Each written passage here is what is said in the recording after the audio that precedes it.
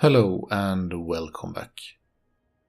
Now, as I believe most of you are aware, the Russian battleship have been semi-released because you can get the tier 5, 6, 7, 8 through the Russian containers. And I was lucky enough to get tier 5, 6 and 7, which I'm playing now, the Sinop. No idea how to pronounce it, so that is what I'm going with until I hear anything else. Sadly no tier 8, but I've been testing them out, the free ships I got, and especially this one. And to try to see if I can maybe get a feel for how they behave. The tier 5 is extremely strong. It's very tanky and has good guns, which is, at least the guns, a common theme for this line. Didn't play too many games, but for a tier 5 it's definitely very, very strong. And I did enjoy playing it for the few games I did. Tier 6, however, while it keeps the characteristics of the good guns, or at least potentially good guns, because you are of course in a battleship and dispersion affects you heavily. But the major issue I would say with the tier 6 is that it has a tendency to eat extreme amount of damage. You can try angling a bit and it will help to some extent, but nowhere near where you would like. Especially compared to tier 5, which was much more tanky. The tier 7 also suffers a bit from the same problem. You have to be very angled to be able to mitigate most of the damage. Now the gun angles are very good, so it makes it a bit easier, but even so you will eat big hits if you show even a tiny bit of side.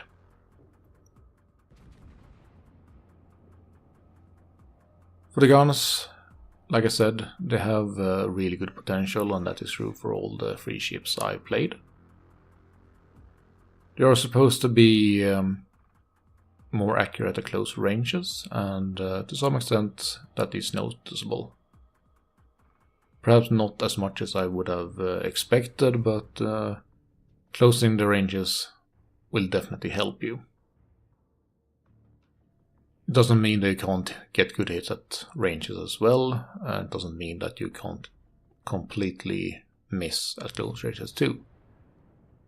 I've had a couple of salvos below 10 kilometer range where my shells have spread wider than the length of the ship I was shooting at. So that's not really much fun and quite frustrating. But as we will see several examples of in this game, when the guns behave, you will be able to do really good damage.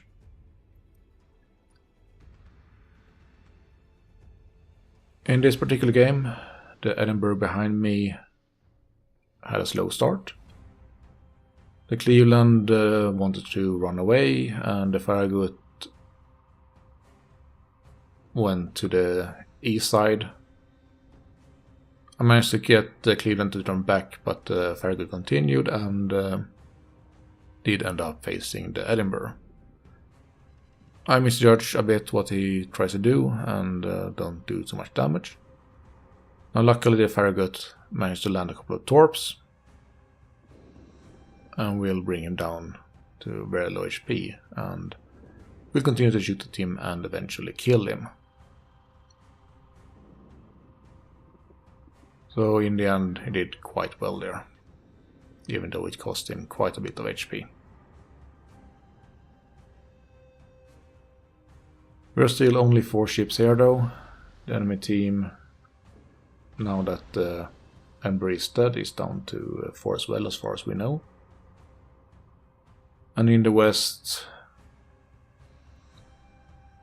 it is more even, but a lot of our ships are quite far behind in a blob, and it is a bit problematic. Mogami is trying to push in a bit, so that actually brings it up to 5 ships here. But here is an excellent example of what the guns can do when you're at a decent range and they decide to behave. Over 21k salvo, and Mogami is definitely not having a good time. Back turrets out, and another citadel, and he's dead. So basically in one full salvo I managed to destroy a Mogami completely. You did also see me eat a massive hit. I was fairly broadside this time, but I could have easily been angled and still eat similar damage, and that is kind of the weakness of this line so far, I think, at least for the tier 6 and 7. Trying to carry it away, and as you can see I can remain pretty angled, and I'm trying to catch the Nagato. Instead I see the Baltimore, throw out some shots, but he disappears for a while, and sadly I will only score a couple of overpens. Nagato is pushing down, shooting HE as well, which is always questionable when you see that. He's giving me quite a lot of broadside, and with the penetration of the Russian battleship guns, that is quite a mistake to make. First salvo, he hits a citadel and a bit more, so probably around 21k there as well. Baltimore continues to HE spam me, and as we see on this side we are in defense mode, trying to maintain a distance between the enemy ships and our cap, but we are having issues definitely. Second salvo Nagato, he has healed quite a bit, and while not as good, is still 16-17k salvo. And he's down to about 21.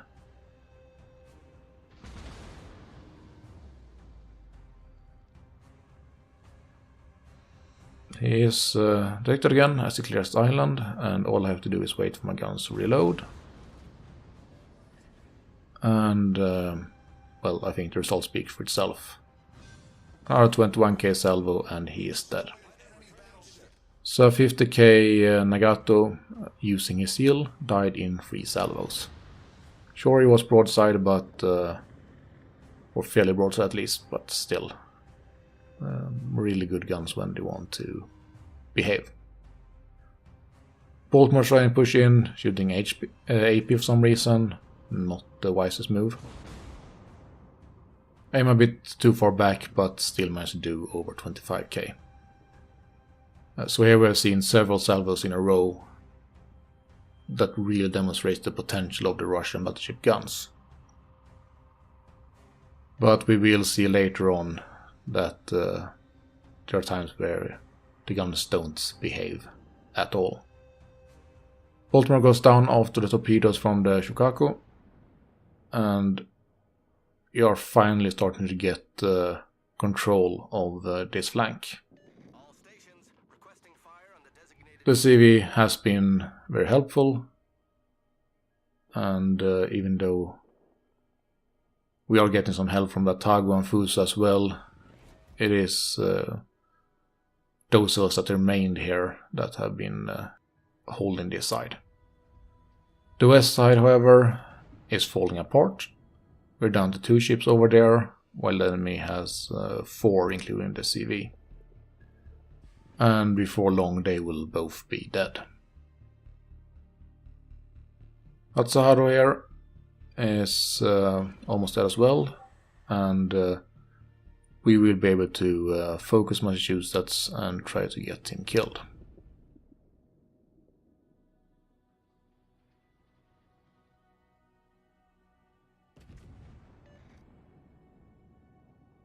And there we lose the Bismarck in the west, and we only now have the North Carolina left over there. And he's facing a Kagero, a Hipper, a Monarch, and a Lexington, so he will not last too much longer. The rest of us are slowly chipping away the HP of Massachusetts, and unfortunately it does take longer than I would have liked, but we will eventually get him.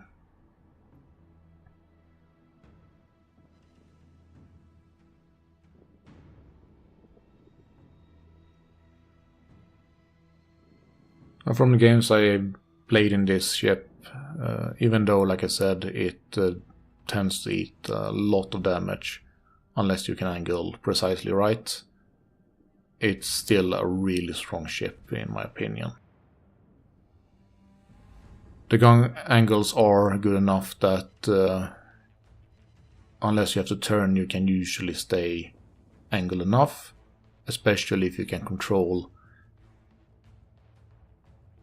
or keep away the enemies well enough so that you don't have to show broadside or side to any of the ships at your flank. If you do, obviously you risk it in damage, but at least with when you can angle, it is for the tank actually. Finally I managed to kill Massachusetts. I'm up to 3 kills and about 155k damage, which is not too bad, all things considered. Like I said, it did a fair amount of damage, but the guns are what is really what makes this ship strong. Because as you've seen now several times, when they want to behave, especially if you are at a bit closer ranges, you can get these absolute massive hits much more consistently than you can in many of the other tier 7 battleships.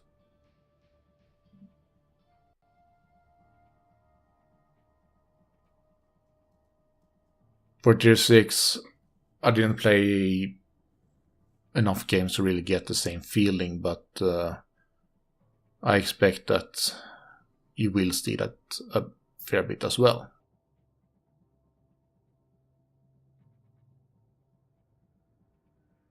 For now, my team is quite spread out. You see that Atago is all alone, being focused down by the remaining enemy ships. The Edinburgh is 20 closer distance, and me and the Cleveland are even further behind. Our CV is also at the edge of the map, or in a corner even, so it will take quite some time for his planes to reach the enemy ships. So even though we are in the lead, both in points and number of ships, and we even get another kill when the Atago kills the Hipper, we are not in the best position as the enemy team can focus one of our ships at a time.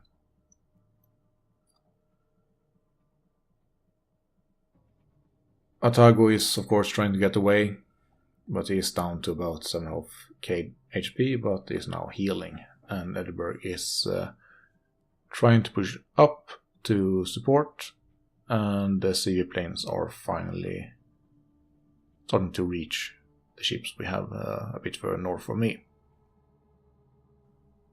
I'm doing the best I can closing the distance, but the Monarch is still several kilometers out of my range.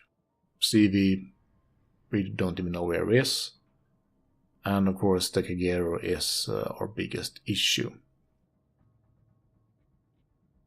He has already managed 4 kills, and there's nothing really here that can spot him. Eventually CV managed to do it. I tried to get our team to focus on him, and a bit before I wrote in chat to focus on him when they could, because killing him would be very crucial for us.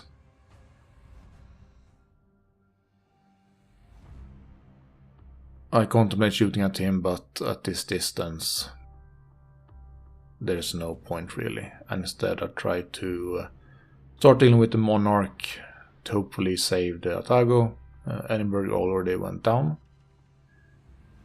and that of course was the Kagero who got his Kraken. Monarch disappears briefly.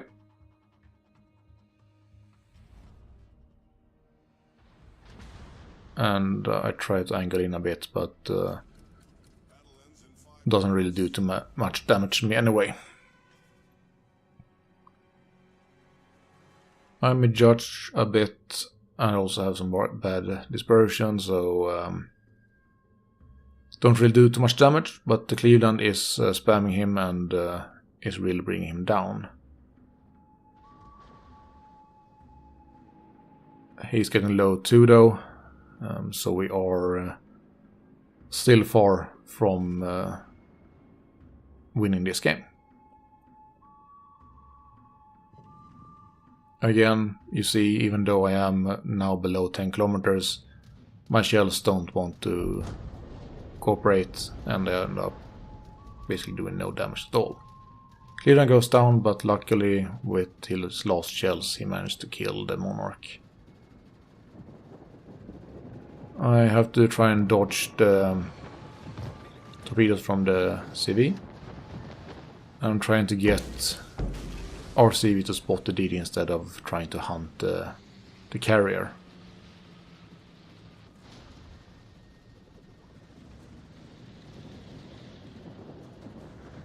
And to my surprise, he does actually try to do it. And then I see some torps from the DD, which tells me that he has moved from the west position he was last seen and moved towards the east. So I ping the map to try and get the CV to come over here instead. I am detected, so I can't say for certain where he is, but I start heading into the cap and towards the CV to hopefully be able to do something over here. Now, for some reason the enemy CV sends one torpedo bomber, no idea why.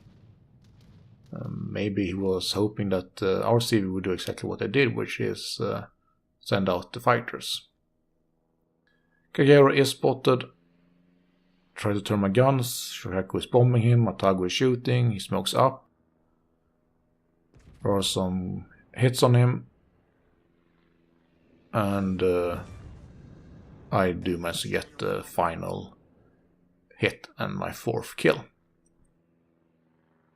This of course means that there is only Lexington left, and at this point we shouldn't really be able to lose. Bombers are coming in, and the US bombers, they hit really hard. So that's basically why I'm saving my fighters for the bombers instead of the torpedoes, because they don't really do too much damage and you can deal with them fairly easily. But the bombers can do a large amount of damage. I'm also trying to turn away to make it harder for him to hit me from the front. And instead he's going for the Atago, who is quite low HP. But he completed a miss, and the Lexington is now spotted again, so I get my guns on him and send out the salvo.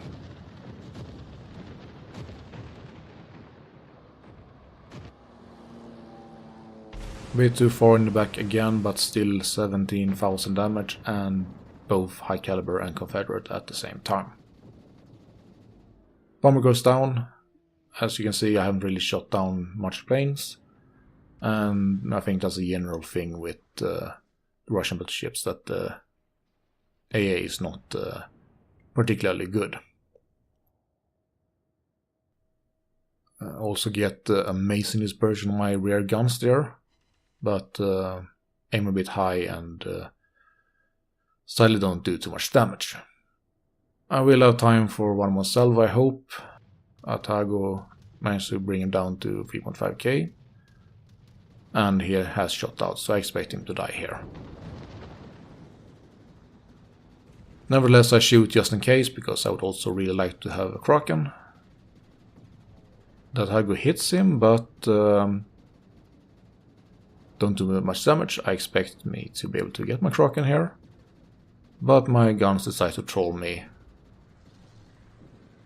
and I only score 1 overpen, bringing him down to 34 HP. A tiger shoots again, and I have really no idea how this happens, but he miss him, or maybe they all bounce something, but he do no damage to him. And sadly, we can start to see already that even though my guns will have time to reload, my shells will not have enough time to actually reach him. So as much as it pains me, I will not get the Kraken, and what's even worse, the Lexington will actually survive. Nevertheless, we win the game, and I end up at 185,000 damage.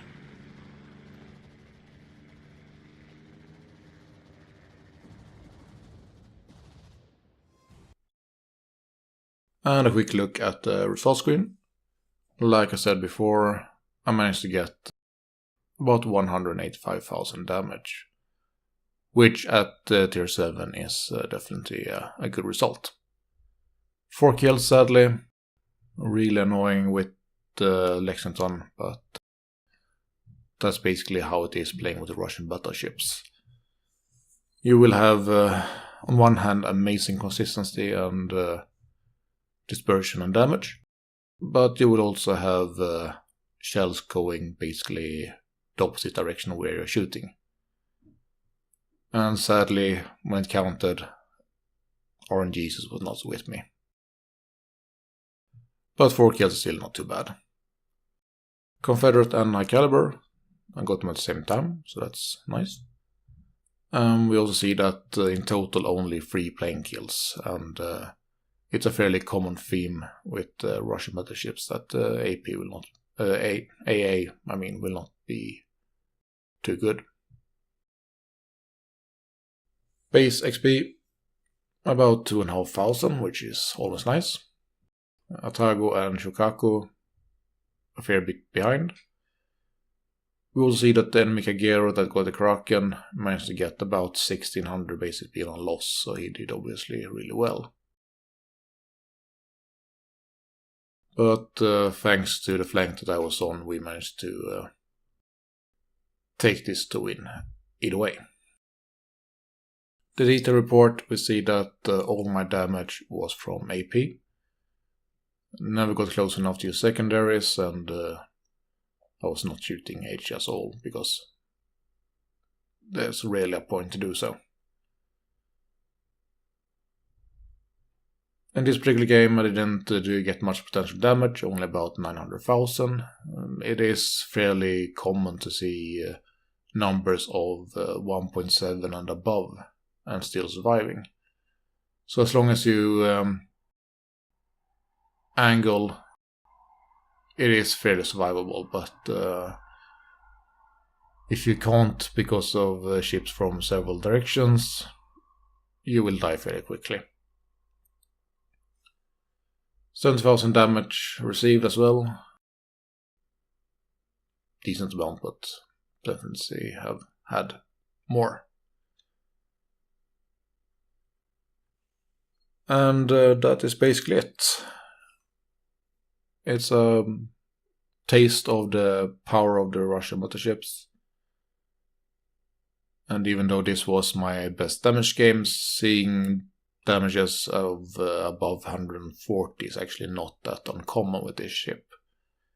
As long as you have an idea how to play it, of course. But all in all, I am quite enjoying it.